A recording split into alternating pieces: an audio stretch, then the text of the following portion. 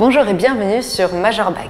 On va parler de deux sujets qui sont tombés en 2019 à l'épreuve de philosophie pour le bac S. Les deux sujets étaient très différents. Il y avait un premier sujet qui était un sujet très ouvert, qui vous permettait de vraiment vous exprimer et qui entrait directement en écho avec l'actualité d'aujourd'hui. Le deuxième sujet était beaucoup plus académique et vous demandait d'avoir des connaissances très précises en philosophie politique. Pas de panique, le deuxième sujet était pratiquement exactement traité sur le site dans nos articles « Pourquoi faut-il obéir aux lois ?» On va commencer par traiter le premier sujet, la pluralité des cultures fait-elle obstacle à l'unité du genre humain? On voit d'ores et déjà que ce sujet nous permet de nous pencher sur de nombreux problèmes contemporains et de nous demander pourquoi est-ce qu'on fait face à ces problèmes-là aujourd'hui. On va commencer par définir la culture. La culture est définie comme tout un complexe qui comprend la connaissance, les croyances, l'art, la morale, le droit, les coutumes. On voit d'ores et déjà que chaque nation, chaque pays a sa propre culture. Et au nom de ces cultures, les peuples s'opposent. Mais lorsqu'un peuple ne comprend pas un autre peuple, cela peut être à l'origine de quelques frictions et des problèmes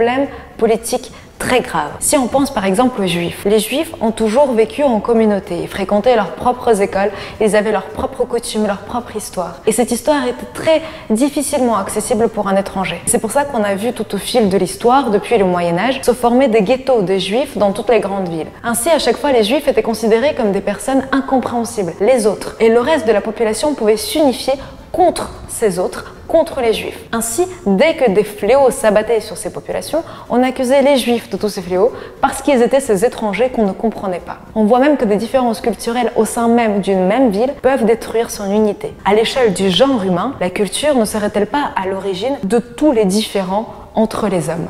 C'est ce qu'on va voir dans cette dissertation. Dans une première partie, on va voir pourquoi est-ce que la culture permet aux hommes de se distinguer les uns des autres et pourquoi est-ce qu'elle peut être problématique. Là, il y a plein d'exemples auxquels on pouvait penser, notamment de Gambetta, qui, au temps de nationalisme en Italie, a décidé de fonder une culture commune à toute l'Italie pour rassembler le pays en une seule nation. Il a également inventé la même langue pour pouvoir véhiculer ses idées et cette culture. On voit donc que la culture met du temps à se mettre en place et que cette culture doit impérativement être acceptée par toute la population pour former cette unité nationale. La culture et unité sont des termes qui sont très liés. Ainsi, on pouvait également rappeler l'exemple des Juifs, et notamment de la race aryenne sous le régime d'Hitler, et parler de toutes les divisions que la culture peut créer au sein d'une même population. On pouvait également préciser que ces divisions peuvent apparaître sur différentes échelles, à l'échelle d'une même ville, d'un pays, ou encore à l'échelle du monde, par la hiérarchisation des cultures, qui est aussi un point qu'on pouvait traiter dans la deuxième partie. En effet, la hiérarchisation des cultures permet parfois d'affirmer que la culture occidentale est supérieure aux autres. On pourrait penser notamment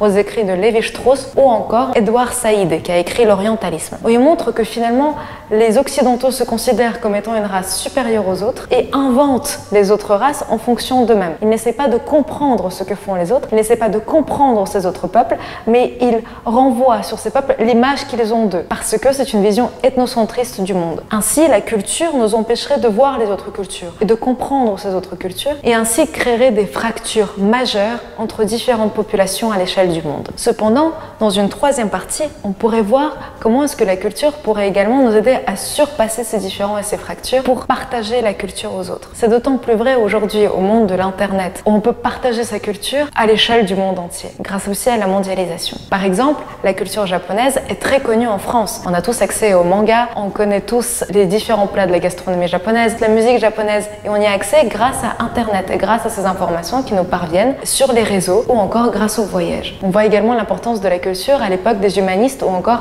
à l'époque des Lumières, où les philosophes se rendaient dans les autres pays européens pour apprendre d'autres cultures et ainsi grandir. On voit également l'intérêt des musées, qui nous permettent justement de comprendre d'autres cultures. Ainsi, à Prague, l'ancien quartier juif est devenu un véritable musée grandeur nature, où les juifs présentent leur religion et leur culture, afin que les occidentaux aujourd'hui puissent les comprendre et s'intéresser à cette longue partie de l'histoire. La culture, d'une part, peut nous diviser, mais d'autre part, peut aussi nous rassembler. Il suffit de trouver le juste milieu entre le nationalisme culturel et une culture partagée et ouverte qui est là pour créer de nouveaux échanges. On le voit très bien en France, qui est un exemple parfait pour ce sujet. Chaque région a sa spécificité culturelle, tant sur le plan gastronomique que sur le plan de l'histoire, mais ces régions font partie du grand ensemble qu'est la France. Et ces deux entités ne sont pas du tout en confrontation. Le deuxième sujet était beaucoup plus académique. Le plan pour le deuxième sujet était très évident. On voit très bien que les termes devoir et liberté s'opposent. Vous connaissez très bien ce proverbe, la liberté des uns commence là où s'arrête celle des autres. on peut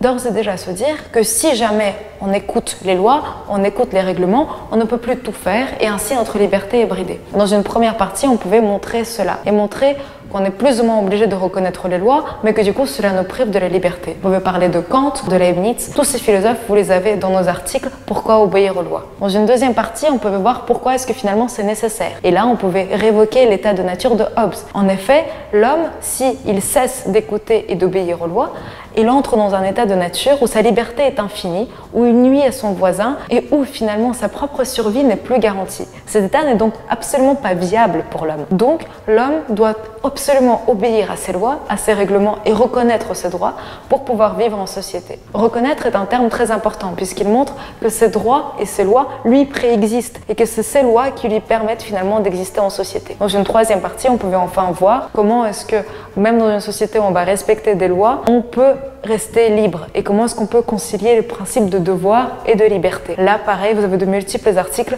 sur ce sujet sur Majorback. Absolument pas un sujet difficile, un sujet où le plan était pratiquement évident, mais où il fallait très bien connaître son cours. Ainsi, nous avons ici un cas de figure qui est très commun lors des épreuves du bac, avec un sujet très académique qui vous permet de mettre en valeur tout le cours que vous avez appris tout au long de l'année. Et d'un autre côté, un sujet qui est plus original, où vous pouvez réfléchir sur des problématiques contemporaines et finalement qui est plus philosophique. Tout cela pour aider chaque étudiant à s'épanouir pleinement dans le sujet qu'il pourra choisir le jour J.